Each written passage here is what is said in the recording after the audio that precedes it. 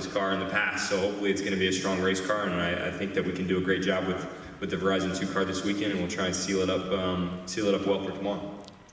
Thank you. And the 2008 pole winner, Tony Kanaan, also joining us.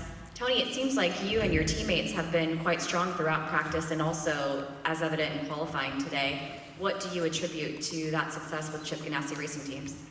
Well, I think when I walked in, Scott was saying how well we were working together, and I think you know, the engineers did a great job over the winter when we switched to Hondas, and you know, we spent a lot of time concentrating on the areas that we thought they weren't good last year. We had a come to Jesus meeting at the end of the year with Chip, and I can tell you that was probably not the nicest meeting I've been. So they put a lot of pressure on us and on the engineers, and I just think we came better prepared. And great to see we could put all 4 cars in the top 10, and we're really close. So you know, I think the 4 of us, you know, with the Honda Aero kit, it kind of like melted in with the team, and we were just working really well together right now.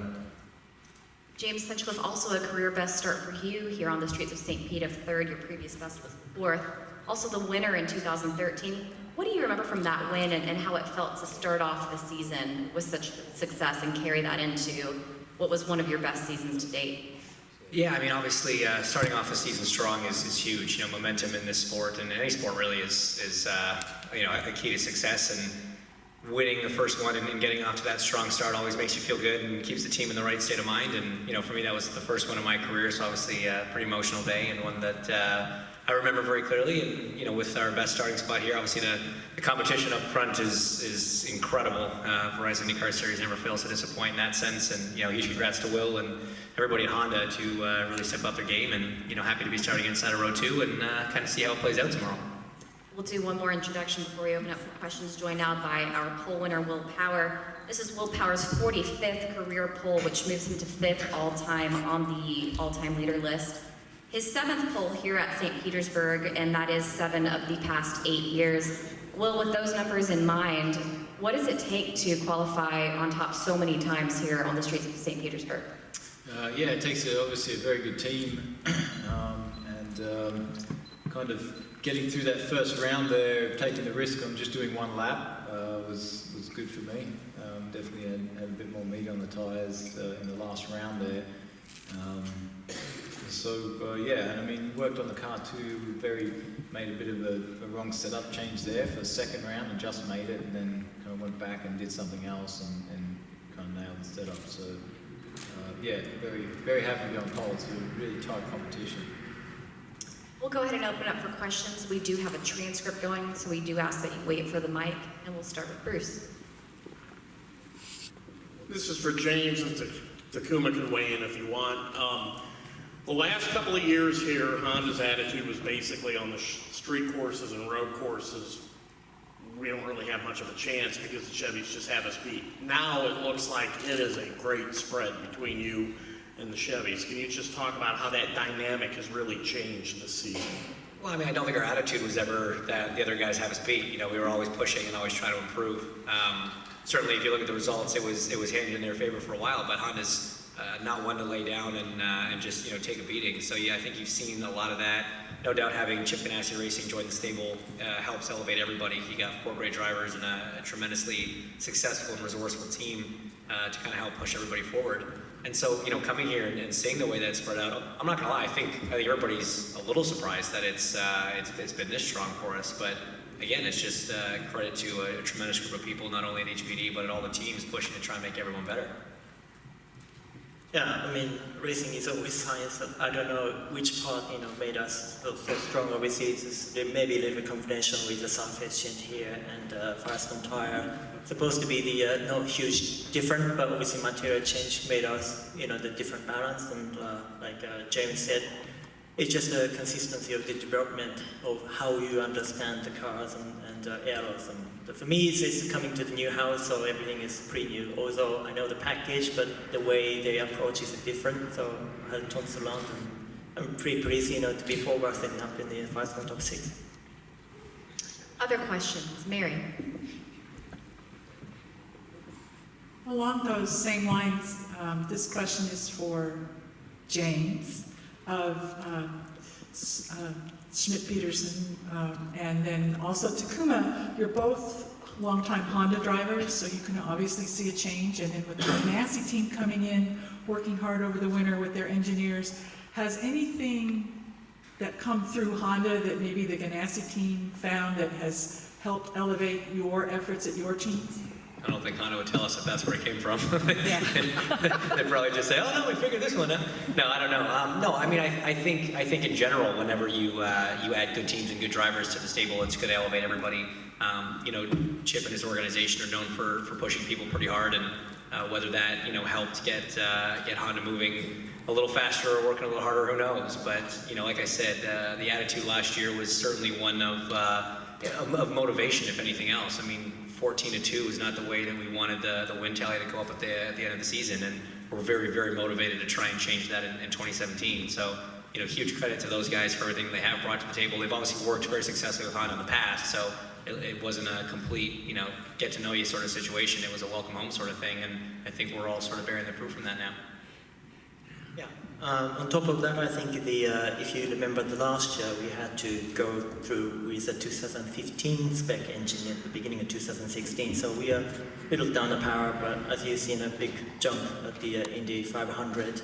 And then since now on, obviously it's a very small step, but I think the continuous of the walking has put us here, I believe. Other questions? Tony and then Bruce.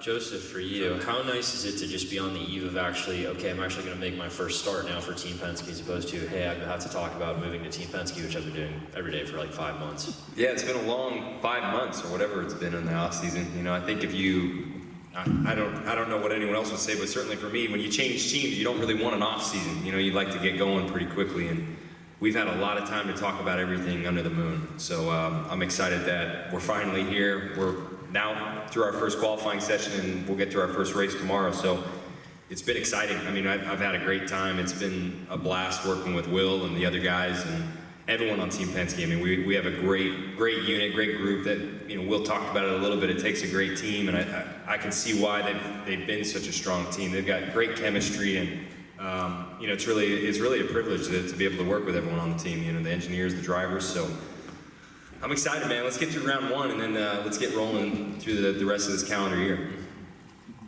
Bruce, and then we'll go all the way in the back with David. Will, since you won the poll, I guess you deserve to get a question.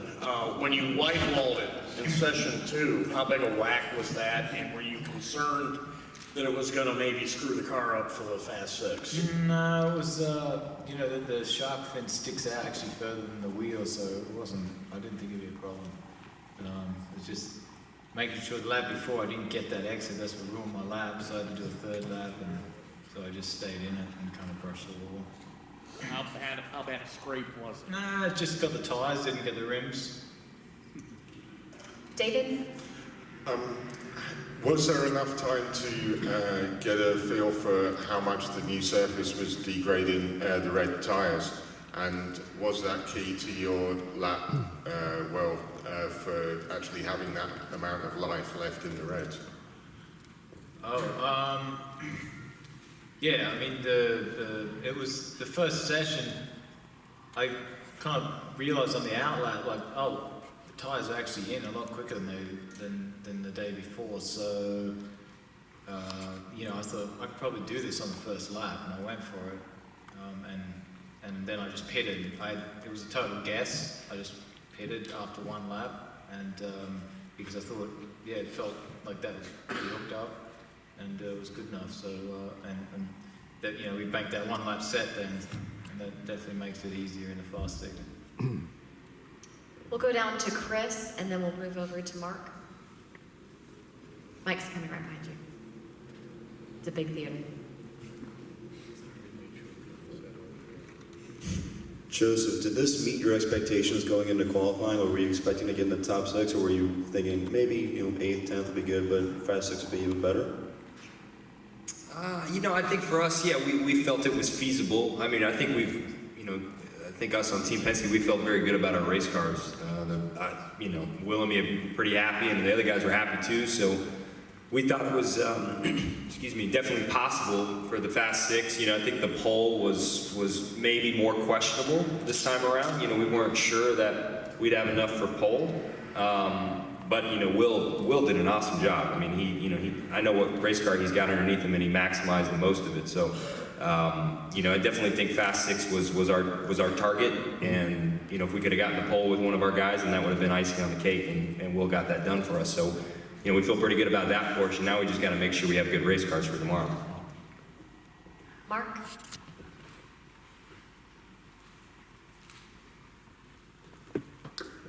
Qualifying's over. There's been a lot of talk about brakes this weekend. 110 laps tomorrow. You guys confident that those brakes are going to hold up for 110 laps? Anybody? Tony, you want to take that one? No. Scott? I'll go down the line until someone answers. Asked you, Tony. Yeah. I think it was a concern in the beginning of the weekend, and you know, I think we addressed that with IndyCar. So thanks, Mark. Your light was really bright. Well, here you go. It turns on again. But no, I think it's, you know, everybody's aware of it, and I personally don't think it will be a bigger problem. I think we thought it was going to be a bigger problem than it is for now. And you know, race pace, I think we all, if you look at the race last year, it became a few mileage race because of the degradation of the tires. So depending how the race goes, you can have a pretty easy. It's gonna rain anyway, but it's been fun. Thank you, Tony. Anybody else? Jim?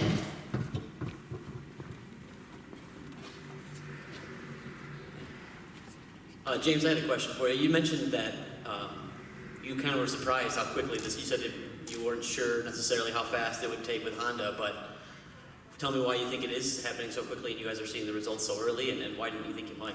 Well, part of it is, you know, last year we were coming in with, as Takuma mentioned, the older spec engine. We had a big upgrade around Indianapolis, which, as we saw, worked pretty well. And furthermore, you know, coming into the start of 16, all the Honda teams were dealing with a brand new aero kit. You know, we were doing a second consecutive year of starting from scratch, essentially, where the other manufacturer wasn't going through that. And so now that we've got a year of development under it, it was natural that we were going to gain